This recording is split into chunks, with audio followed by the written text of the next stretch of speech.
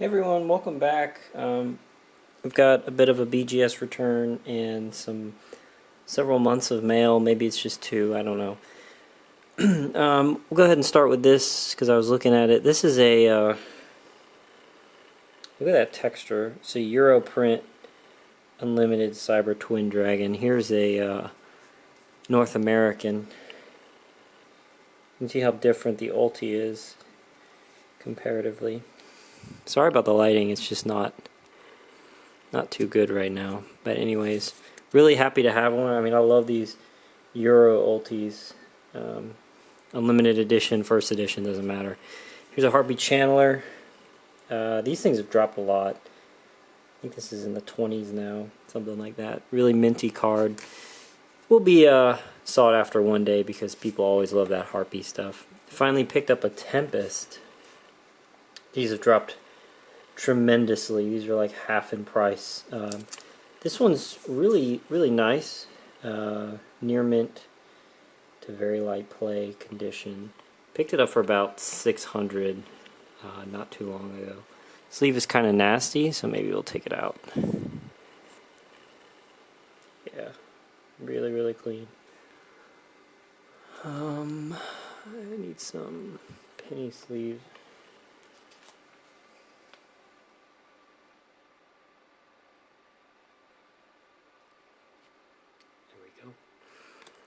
Tempest.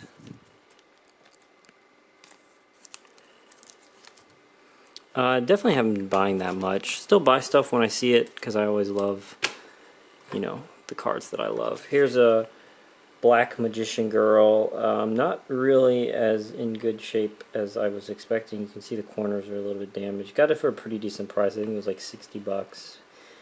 It is the regular non-ulti, non-prismatic version. Don't know what you want to call it. Ultra. Cool card. I didn't have a green one. I have all the other colors, but not the green one. Here's an Earthbound Immortal. Raging Battle. Really clean copy. I think I paid quite a lot, maybe 60 bucks for it, but it is very nice. I don't have many of those in really minty condition, so I'm happy to add another one to the stack. Here's some TP stuff.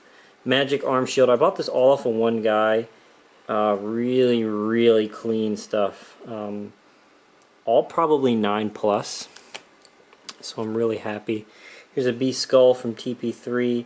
This card is kind of hard to find in general, but also especially in really minty condition with good centering. A lot of these have centering problems. So happy to add it to the collection. My favorite version of Beast Skull is the Super right there. Here's a Thunder Giant. Same guy as the TP stuff. It's a little bit OC, but I think it's within reason of getting a gem mint. Otherwise, it is absolutely mint. Beautiful card. Here's a Grandmaster. For a while, I was trying to get a mint copy. These are really hard to find mint condition just because, you know, back in the day, Six Samurais was a really good meta deck, so people were playing it. In and out of sleeves, that kind of thing. And here's the last thing from the TP. I actually own one of these already, but this one's really, it's got pretty good centering. It's definitely not perfect, but, you know, Needleworm and Morphing Jar are really hard to find with good centering. So there's the raw stuff. That's probably last 2 months, so maybe mid-December or November. So here's some other purchases. Bought a Demise Ultimate. This was pretty cheap. I think this was 70 bucks. I love blue ultis, so happy to have it. Really ugly slab. DSG has really nasty looking slab. Good to see that they fixed the actual case problem, so it actually fits the Yu-Gi-Oh card now without having all that extra space in there. Ugly slab. Doesn't look as bad in person, but still not very nice. You know, really good quality cases though in terms of build quality. Really nice, but this label is disgusting. Alright, so don't want to go into the BGS stuff. Look at some purchases. Right, so this is the last purchase I've made. It's a Grandmaster. This came up for sale, and I don't remember how much it was. 400 bucks? I think it's pretty cheap. These things near mint are, I don't know, 250 or more. So didn't have to pay too crazy of a premium for it. And I just love this card. Really, really happy to have it. It's going to stick with me for a long time. So that's that stuff. Going into the BGS return, we got a Rayquaza from Vivid Voltage. I love these amazing rare cards.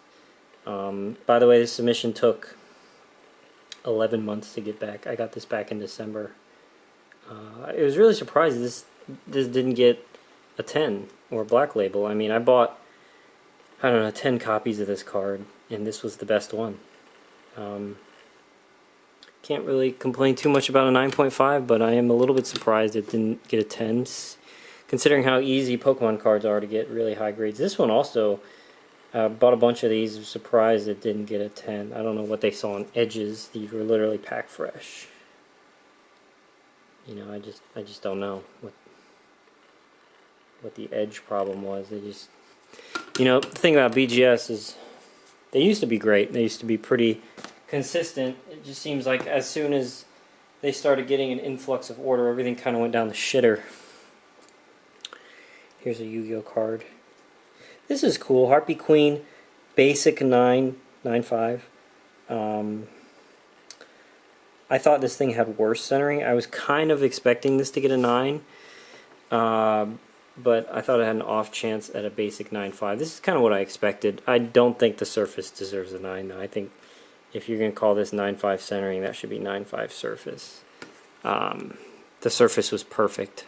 I don't know what they saw. You know, Beckett just really dropping the ball on this BGS stuff. So here's a disappointing one. This you can tell is a DDM card. 8.5. This is, I mean, this is ridiculous. Like, look at these corners. Those are some sharp looking corners. And you're going to tell me that's an 8.5? The real issue here is how the fuck is this 8.5 centering?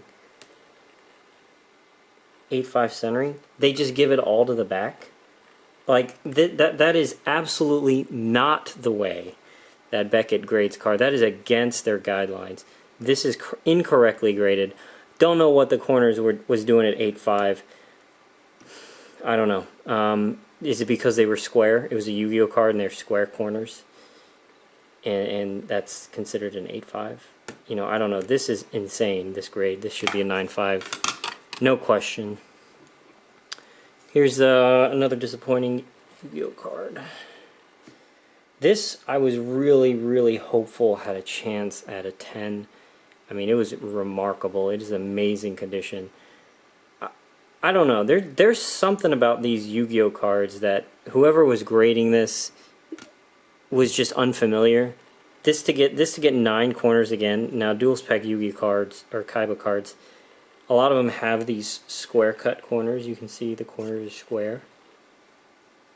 I mean, but that is no means, that's not on the card, to give this 9 corners.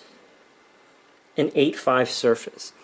You're going to see kind of a trend with these Yu-Gi-Oh cards is the surface grades on all these Yu-Gi-Oh cards were bad, except the one that was a full foil card, which is this. I mean, I